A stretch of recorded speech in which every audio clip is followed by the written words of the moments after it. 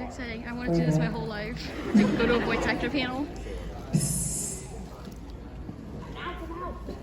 Oh no, they're gonna come introduce themselves. Come on, guys. Come on.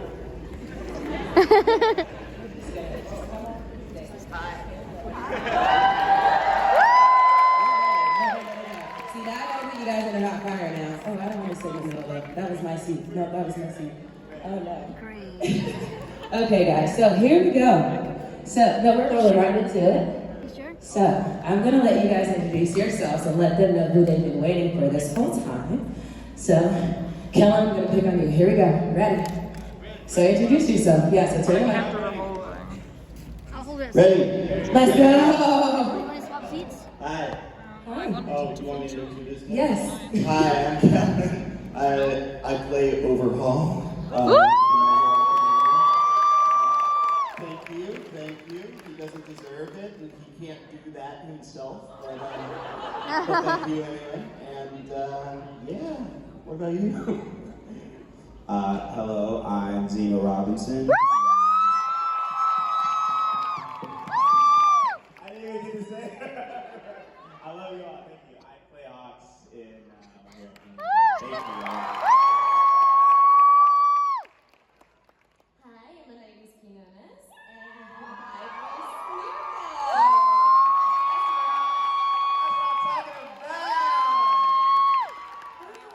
Okay, so there's kind of two different ways that we can do this. So I would like to ask a lot of questions about season 6, but obviously I want to respect the boundaries on the borders, or we can talk a little bit more about character development. So if we're good with spoilers, raise our hands or make some noise. If you're up to date with season 6, like make some noise. Almost, The right? people have spoken, we're speaking on season 6. Woo! Alright, so out the gate, I'm just gonna ask, like, down the line, popcorn, who, like, what you feel like was the most, like, pivotal moment of season 6? And I feel like there were so many different things that actually happened and broke down, so. Yeah, admittedly, I haven't gotten to the full thing yet. But I remember my part. I think, yeah, I didn't expect that big, spoilers, jailbreak. And I actually have a funny story to tell later about the first session I had back. But we could save that for later. I don't want to take up your time. Oh, you can say it? Yeah. It's long. Are you sure? Long-ish. I can. Yeah, you got it. You want to talk about it. I want you to talk about it. Go ahead and yeah. So, when they asked me to come back for it, I was at Shakespeare Camp in the middle of Lenox, Massachusetts, which is nowhere.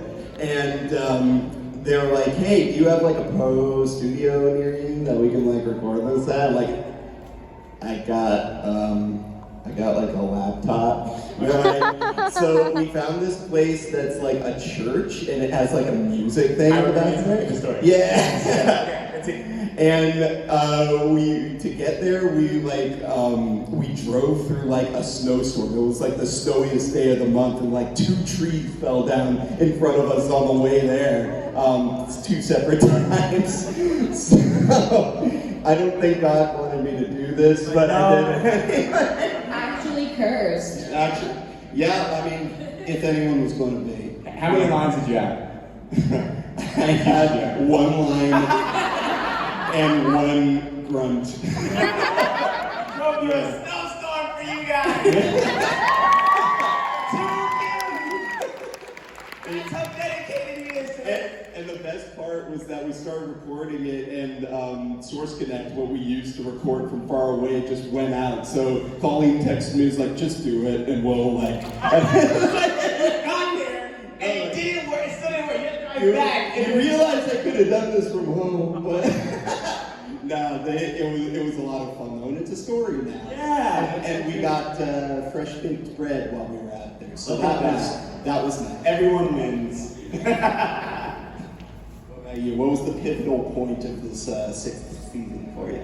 I think there was a cool sort of dissection of like the hero culture. that happened in the middle. Like, the jailbreak happened, and then all these heroes, and like Hawks had this monologue, and he was like, yeah, and then a bunch of the heroes just started resigning. And I was like, a lot of them were like, you know what, actually, that guy's killing people. I think I'm good, actually. I'm gonna go home. You know, I was like, whoa! You know, it's like, it's such an interesting dissection of like it sort of became a pseudo-celebrity culture. Like, oh, some of these guys started doing it for the wrong reasons, you know? They were like, yo, my bad, y'all. Like, I'm not equipped to handle actual apocalyptic events. We used to just let All Might do everything, you know? You know, yeah, like, we just let that guy do everything, but you're not here. Like, what are we gonna do? So I think that's a crazy sort of like pivot to like the culture, at a dissection of like the culture of hero culture in My Hero Academia. It's like a lot of them didn't take their job seriously because they always felt like there was somebody above them who would handle it for them, you know. When it got really, really bad, right? Like who was there, who was left, and it was all these kids and like 4 pros, right? Crazy. And for me, I mean, the whole stopping Shigaraki from, you know, getting so powerful, like, just seeing how all the heroes handled it and where their, I guess, passion for being a hero comes from, like, that's like one thing I admire, because everyone likes to say that like Mirko is like, oh, she's crazy, she's aggressive, she's just ready to throw down, but she genuinely is like, I need to stop this is an evil dude. And she's just like so, like she's passionate, she is a hero, so I think that was Oh, her. Okay, never mind. Mine too. Thanks. Number So 5. We know. I would love to go a little bit further into that when you're talking about like essentially like the dying of the hero like culture in like season 6 and just like gradually growing throughout. So how do you guys feel just in general, like now they're like getting like shamed, like literally like Endeavor is like scared to show his face. Like he's like, no, because I'm pretty much gonna like start deciding rights because people don't trust me. So like how did that like make you feel? I thought sometimes the public was a little too like harsh. I was like, that's not fair. This man is like trying, you know, he's like one of 3 people trying to help you. You know, he's like, but I understand, like, but some people were like, oh, like, because it's your fault Dobby exists. And he's like, technically, but I didn't go tell him to do all the stuff that he did, like, so, but I understand the idea of, like, that's why I think this is a cool, like, little dissection, the idea of, like, people needed someone to blame, right? They, like, needed something to blame that was the reason everything was falling apart. They're like, it's you guys' job to prevent this, and now everything's all bad. And, like, I think it's a cool dissection of, like, All Might too, where it's like what do you do when the guy who did everything isn't around anymore? Like, and what does that mean for the other, kind of like what Anaris is saying, like why people become heroes. Like some people become it for the wrong reasons and some people became it for the right reasons. And this is sort of the litmus test of who was on each side. So I think that was a cool. Coming from Hawks who was on both sides.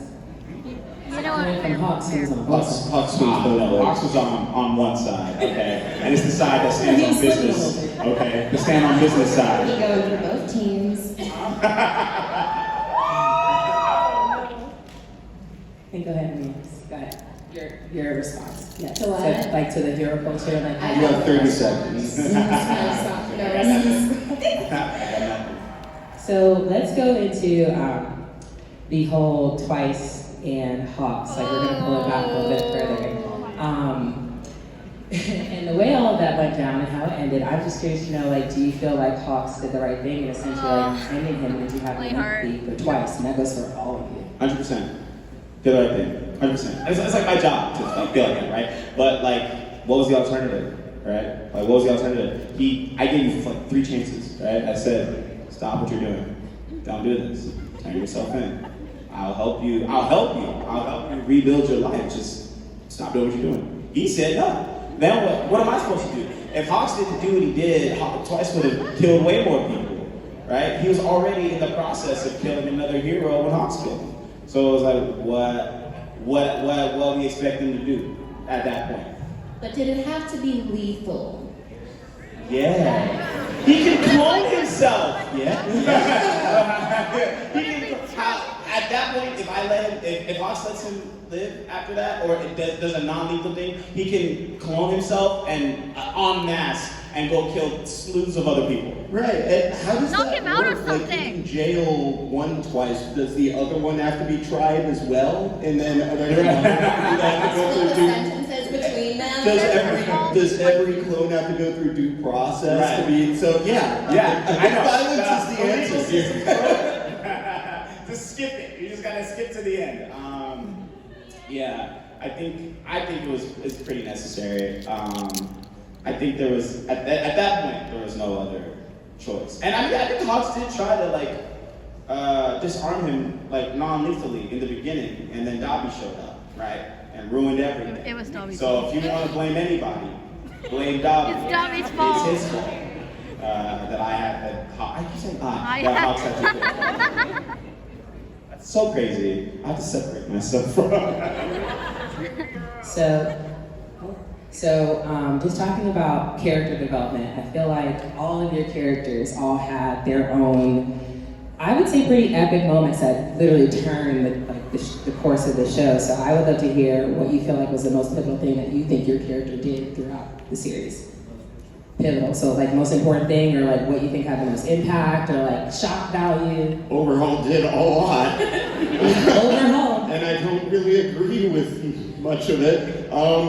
Much. Well, I mean, going back from season 4, I feel like when he was down on the ground and he was like defeated, and Shigaraki was rubbing it in his face, I don't think he was even thinking about how his plan failed, but how he put his father figure in a coma and now he can't take him out of it. So he spends all this time thinking about that in prison, and the first thing he says when he gets out is, "Where is Pops?" So yeah, I mean, he's pretty one note because that's all he's been thinking about. That's his whole motivation. He wants to go make it up to Pops. He hasn't even thought about Eri in a second. It's just making it up to the guy who took him off the street when he was a kid. Yeah, I think that you brought this like really cool vulnerability in what you did in the last season that I think was indicative that this was what you were thinking throughout the entirety of the time. He like sounds like a completely different person than he was in season 4, and I think that's super cool. Yeah, jail changes a man. What about you? Well, I know Inaris is here, but I'd like to talk about Mirko, so no, I'm kidding. I think what was the question? I'm thinking about Mirko. What was the question? Pretty much like the most like important thing you feel like your character brought through the season or had the most impact. Yeah. I mean, I think he kind of says it where, like, you know, he felt like I felt like Twice was the kind of person who like Hawk strives to be, and he wants to be a more freer, more sort of like playing things by his rules now that there are no more rules. And I think that was the most important thing, was he sort of found a purpose outside of this thing he felt like he had to serve, which is like the hero commission and, you know, the public and what they want. And he's like, okay, now I get to kind of operate in this space where I get to do what I think is right by my standards. And everybody else is just gonna have to do with that. When I was watching Across the Spider-Verse, I was like, oh my god, Spider-Punk is kind of hot, isn't he? Yeah. A little bit, right? Right, a little bit. Nah, I'm doing my own thing. That's my husband's thing. I feel like Mirko set an example of what a hero should be after All Might. I always like to think that she's, like, I remember when I was like, you know, doing my inner character development thing, like analyzing her, I was like, oh, she's a lot like All Might. It's just, she's not as popular, but like she is like very dedicated and very passionate, and she's all about doing the right thing. Can she be a little aggressive about it? Yeah, why not? You know, like, but I do think she obviously turned the tide, you know, but also set an example. She's my number one hero. Same. So I'm gonna just tap a little bit like more into that about like her setting the example, because we were talking kind of backstage about her being pretty much like the first like real female representation in the comic. I'd like to talk more about that. Yeah, because, you know, for me, I didn't really have, because I was a My Hero fan back when the season 1 came out. I was always a fan. So for me, I didn't really have a favorite female hero because I didn't feel like anyone was interesting. There wasn't any physical or like almost magical powers. It seemed like that was all going to the boys, and so I liked Deku more, and I liked, you know, other characters more. But with Mirko being introduced, like, she is purely physical, you know, she has physical strength, and it's so cool to see. And I feel like that's why a lot of people gravitate towards her, other than her being a hottie, because, you know, she's strong, she's badass, it's awesome. Okay, so I want to go back to, you know, something that you mentioned, talking about like the hero ranking. Do you guys believe that they should still rank heroes anymore like at this point? And does it even matter that Endeavor is the #1 hero? If I say yes, will you bring me to Pops? No, honestly, I don't know. An inherent kind of like system that puts one above another gives kind of a weird power dynamic to it. So that's always felt kind of to me. I know it's supposed to be there as a motivator to be the best hero you can be, plus Ultra and all that, but like, and bring out the competition of it, but like, should it be a competition when we're all just trying to save people? Not me, but like, yeah. No, I agree. Yeah, I think it doesn't really serve a purpose. As you can see by the end of season 6, the rankings are kind of meaningless now. I mean, even if we talk about Mirko's scene, right? She's like the #5 hero, but in my opinion, did the most work during trying to stop Shigaraki from evolving. Did the most work, more than the #4 hero who's in the camera. And 3, which I think is that shot. Is that the washing machine? Wash? What But you know what's crazy about Wash? What? When all the other heroes quit, Wash was still on the front lines. Wash A real is hero. A real one. Shout out Wash. Yeah, let's get some applause for Wash. Shout out to Wash. Yeah, I think it's like an arbitrary thing. You know, even if we're comparing it to like our modern day celebrity culture, right? Like, there's no #1 celebrity, right? Is there a #1? Michael Jackson, maybe? Is there a #1 celebrity? Prince? If I speak. That's how arbitrary it is, right? It differs from person to person. So I think it doesn't serve a purpose other than some sort of vain kind of, I don't know. I think if you're a real hero, which I think is Sorry sort to of whoever's watching that video. I didn't mean to this cover up the season, screen. it's like you do it to help others. You don't do it for rankings, right? I also feel like, you know, the hero ranking system goes against the whole point of My Hero Academia because, you know, yes, you have All Might and Deku who, you know, have physical strength, but you have all these other characters, and, you know, I complain about too many, like, girls having, like, non-magical physical powers, but also it's interesting to see how everyone can be useful even with a very odd power, like, oh, I'm sticky, or, you know, whatever. Like, it is so interesting to see, like, what every hero is capable of doing in order to help people and save people. So to try and rank that, I mean, what are you ranking it by? Right. You know? Someone's arbitrary opinion. How strong they are, how many people they save, Right. like, why does that matter? And we already know, like, the strength thing is sort of irrelevant at this point, right? It's about And flash. the Yeah, technical true. use of our That's what they said. The powers. same thing So with the the hero also quirks. Like, they only irrelevant said at people this they're point. like flashy quirks. What Like is Shinso the, doesn't get a what chance. is the test for power? Sucks. Yeah, it's yeah. So with that in mind, talking about a test of power, since Deku has now like 50-11 quirks, how do you guys feel about like how he's actually managing them like pretty quickly now, like out of the gate? And like, to me, it's going to show why he's the #1 hero. Just pretty much like how you feel Think about about Deku and developing, pretty much Deku developing his quirks like so quickly to like get to the number one hero spot? Like how you feel about like his work ethic and all that? Well, he's a shonen protagonist, so... He's the shonen protagonist, so he's obviously the number one. I mean, I think that it is quick, but it also is just right with the pacing of how the story's going. And I think that's what I really care about. But yeah, my boy's getting OP really quick, and then I don't know, it's my boy. He got the dirt, man. I love that Deku is kind of on top right now, because I don't know. It's just cool to see someone who like works real hard. He does it even for the right reasons. He had no quirk to start off with. And even when he did get a quirk, he had to work twice as hard. You know, eternal black struggle. And now he's like on top. He just worked hard for it. I don't know. I really love that for him.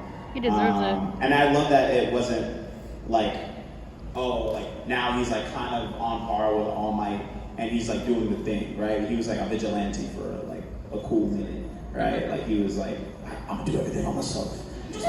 It's so cool to like watch him like grow from no to anything at all. Like he learns his power step by step. I know he's just like so I so like cool. That Doing it everything also all kind at of once. did, Like that's amazing. enforce this message of, well, Deku, like you know how Dragon Ball is like, well, Goku's gonna show up and then he's gonna spirit bomb the thing and then and then they're gonna win. You know, like so I'm watching like Yamcha fight it, but we all know what's gonna happen in Yamcha. You know, it's just like we have with Goku. I like that they didn't do that with Deku, right? Like they kind of did, but they kind of subverted it a little bit with like oh no, he still needs like support. He still needs his people. He still needs his friends, and they're even kind of doing that like in the manga right now. So I like that.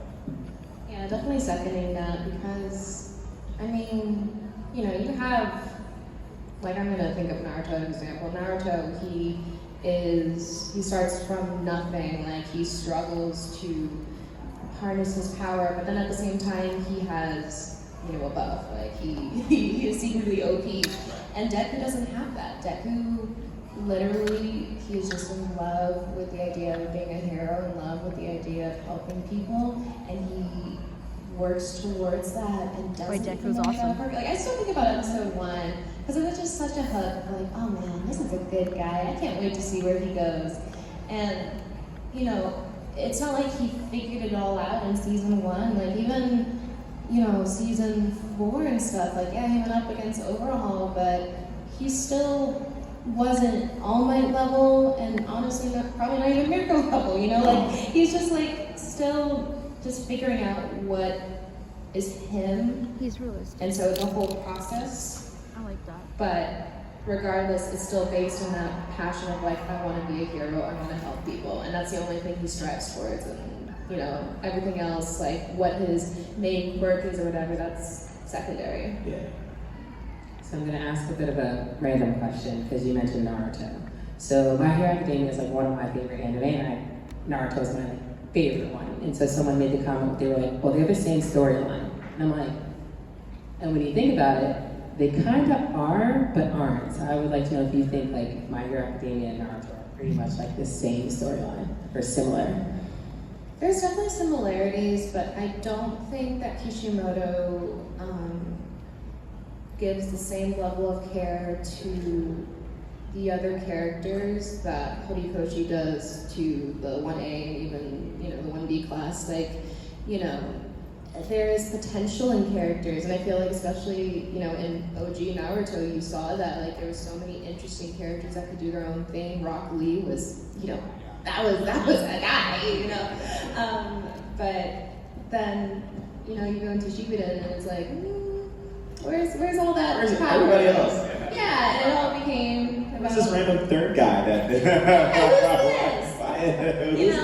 But it all became about Naruto, and while it was cool to see Naruto grow so much, I do think he was kind of broken, I mean, it kind of is. I mean, a lot of the shonen stories are like the heroes, like, I want to be the insert best hierarchical thing in the world there. But I do agree on some points where, like, I think Horikoshi puts a lot of attention into the world and the building and the dissection of it. And yeah, I think the main difference with Deku never said, I want to be the best hero in the world, right? He never said, I Yeah, want it's to true. be, He just he wants said, to this be is sort of a how I hero. became that, right? And I think that's the main difference is like Deku like literally just wanted to be a hero. He just like, I'll take any one. Just guy, give me one, please. You know? Right, because like Naruto, the whole thing was like, oh, nobody respects me in the village. I'm gonna prove myself. I'm gonna be the Hokage, and Deku's not about that. He didn't want recognition. He just wanted to. There's something Do with it. there's that clip to me where she said in episode 1 about when episode 1 Deku is like, Deku would be a hero if he didn't have one. If he didn't have a quirk. He went to try to save Bakugo quirkless just because that's what he wanted to do. And yeah, I think like that's the main core difference between the Yeah, two. whether you're successful or not, that's a different story. But like, he had the bravery. Yeah, and you know, he just happened to unlock all these other powers. And he's like, okay, well maybe I can be the best hero then, I don't know. But that was never his goal, I think. He just like had a thing to look up to and follow. That's my baby boy. I love him. Yeah, Deku. Yeah, So Deku. circling back around, talking about character development, I feel like My Hero Academia and their like villain character development is next level. Overhaul, you're gonna get to talk, I promise. And so with that being said, I would like to know like what is your actual like favorite villain arc and why? Ooh, interesting. Don't be biased. Well, He is. I He mean, won't like I it, know though. Overhaul so well, so I feel like I would have a bias if I said Please, that. yes, talk about Overhaul. Talk about Overhaul, please. I mean, should I just talk about Overhaul? Like, Very serious. Yeah. Like, I like Overhaul, so like I'll just say real quick that I really like Horikoshi's exploration of Twice in that who is the real one, and that drives him crazy. And the I like that. That measures was he actually took really good. to try and prevent the original one from going, I definitely like that. Overhaul, I mean, he started out as an orphan, and see, Horikoshi constructed this so well, or I'm just making connections where there aren't, because since he grew up on the street, there's dirt all around, so he doesn't like dirt. Since he was taken in by Pops, he sees Pops as a father figure, and he wants to be like Pops and do him proud, and he's always about paying back a kindness or fairness. Unless he's not thinking about it. There are exceptions to the rule, like most of what he did in season. Like a good example is when he's coming up, he's rolling up to the League of Villains, and it's like, we both have a guy killed, let's just stop for now and cool off and we'll try this again later. Like a more ruthless guy would have just like, okay, you're not going to follow me? And he could have. He can touch someone and they explode. So I feel like there's either apathy or restraint in that. It does, now that you say that, make me wonder what, like, a battle between Overhaul and, what was that guy? Shigaraki. Would be. They both have, like, hand destruction-y powers. And, Yeah, you know, Shigaraki I never thought of that before. For Overhaul. No, I didn't. Like, what the heck? Let Deku do all of it. And then took his arms away. Cheated. He didn't want to fight him straight up. Yeah. Which is why I don't really like Shigaraki. And Shigaraki needs lotion, in my opinion. But it does make me wonder what a fight between them Shigaraki would fans look for like. the audience. I can't, maybe I'm just not creative about it, but I can't imagine a scenario where it wouldn't end You know what, in like Overhaul, 5 seconds with like, I'm the best one of them villain. crumbling Sorry, and yeah. exploding, right? Is there like a willpower shield?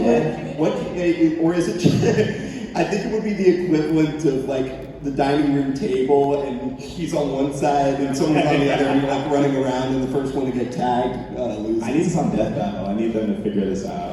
Yeah, let Death Battle sort it. Yeah.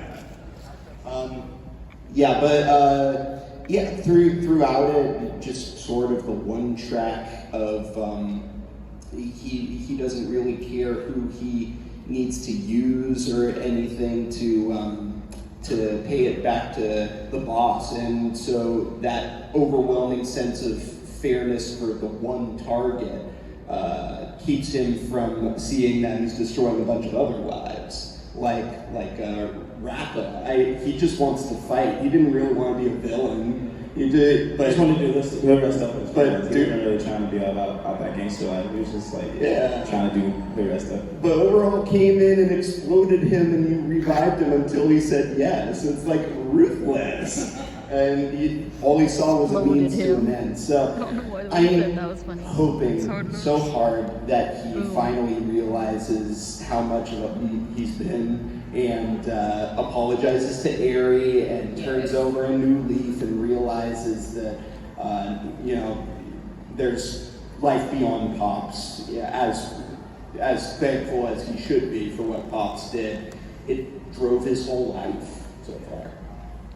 And you forget Overhaul is human. That's I actually did. He seemed so OP. I think Dottie's pretty cool. I guess. I guess.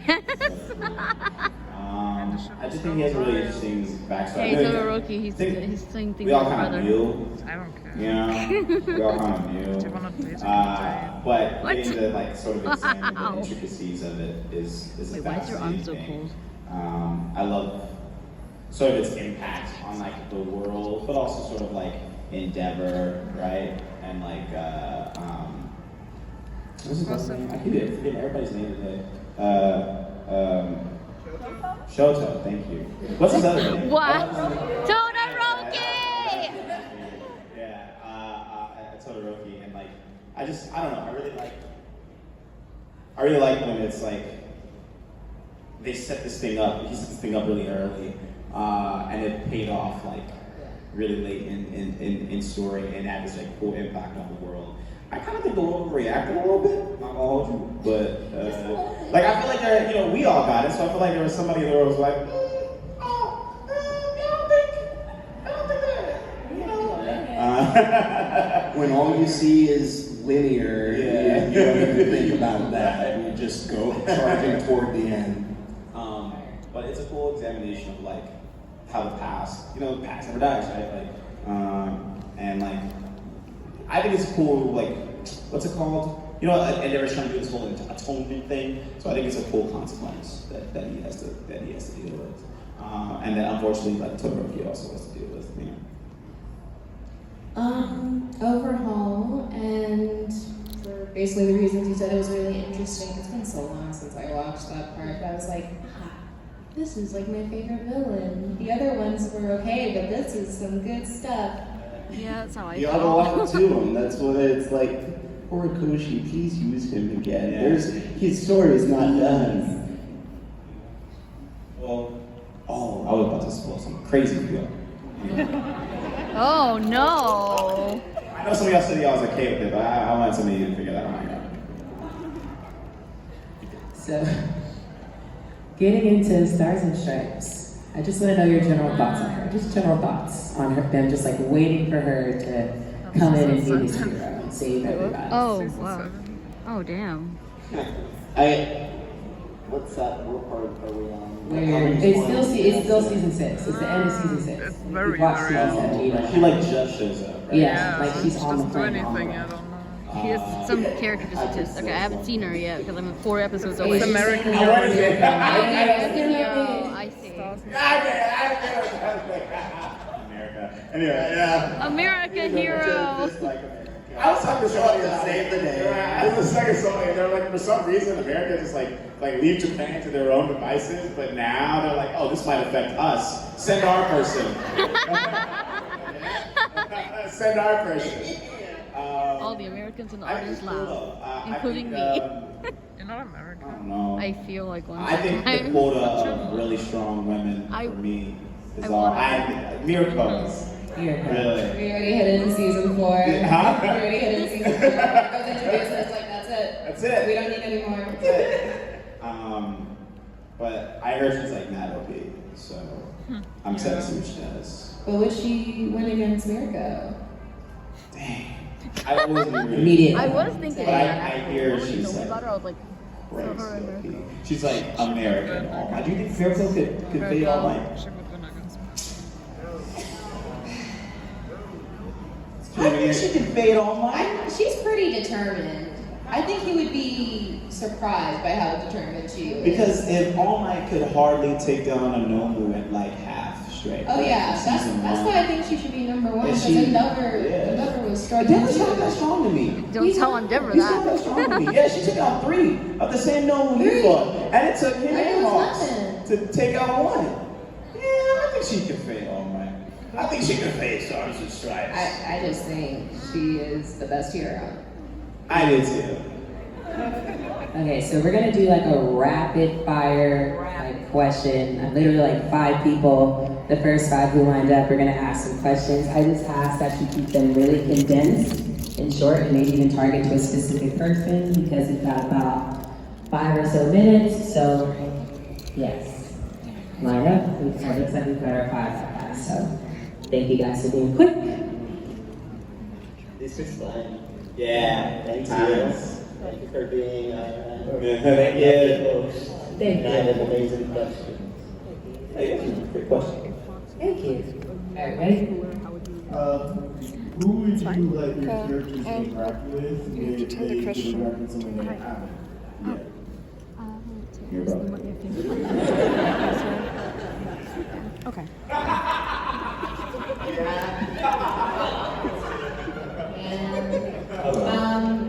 Oh gosh, my camera can't get anywhere. I would like to see Mirko interact with Deku. I think she could encourage him to get out of his shell. I want to see Overhaul react with, or interact with Recovery Girl. I think she can tell She's like, you have this power that can heal people instantaneously and you're using it for what? Where he's like, so you're telling me that you could cure cancer and you want to turn people into dinosaurs? Yeah. I don't want to cure cancer. I want to turn people into dinosaurs. Yeah. I feel like if anyone could talk some sense into him, it might be her. Thank you. I'm so sorry. characters would you all like to see more screen time of? Mine. Here goes. Thank you. So if Hawks was like doing high schooler at the time that like this apocalyptic thing happened, how would he react? How do you think he would react? If he was a high schooler, it would win. When the like basically Japan just went to complete crap, like all the heroes resigned and stuff, how would he react to something? Line high school with Deku? If he was like a student at the academy, so he'd probably react exactly the same. I think he would like do his own thing a little more. He wouldn't be beholden to the hero commission. So he'd probably be in the shadows working on some way to solve the problem. Be like, that's crazy. Yeah, like dang, that's crazy. I got like 15 What else minutes. is on? Yeah. Good luck, y'all. No, he probably like, yeah, he'd be at work. Make us yeah. up, yeah. Can try. Do I just like? You can angle it downwards if you like. Okay, if that look here. No. Well, first off, I just want to say I got into MHG last month and I'm completely caught up because I love it so much. So you guys did great. My question is, I just wanted to ask if you guys could quickly go through your favorite line from each of your characters and say it in their voice. Okay, cool. Fun. A goal without a plan is just a wish. Bad advice from or good advice from a bad dude. What can I say? I'm an optimistic guy. Heroes never ever give up!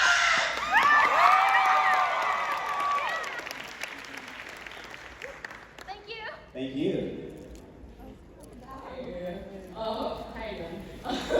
This is the best moment of my life. Sorry. If I was Deku, you'd be All Might. Yes. But anyway, so for all of you, what was the most emotional scene for you to film?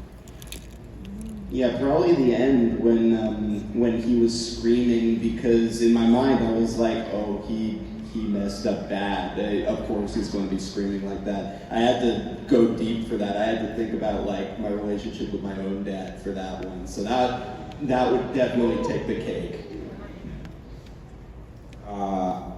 Hawks' backstory was like a lot of the the really emotional stuff he got to do, and like him kind of sort of recounting his past and how he grew up and its impact on him, I think was like, yeah, that was a pretty big scene. And like his speech to Lady Nagant too was like pretty intense. Lady Not emotional, but it was challenging to do the Mirko versus Nomu fight. That was fun. I was like pushing myself because I wanted to make sure it sounded just right.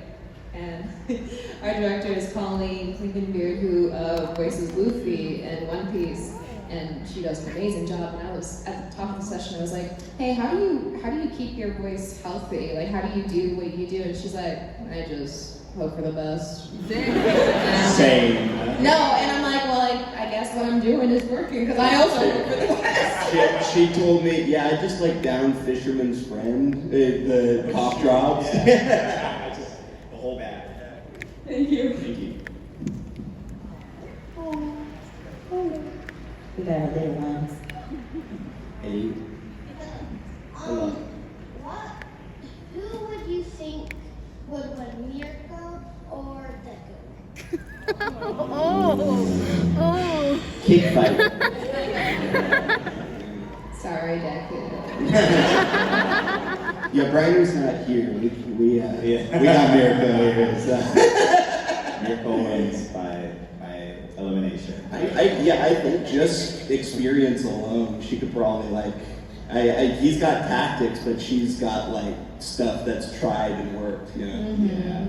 I think just like feet to feet wise, I haven't seen Deku do anything close to what Mirko did. He would lose his leg. Yeah, right? So I just am not sure. I think Mirko is more stronger, more versatile, and more experienced and more aggressive. I think Deku might be I think it's nice and cooler and smarter and wiser and prettier. And yeah. Thank you. One more.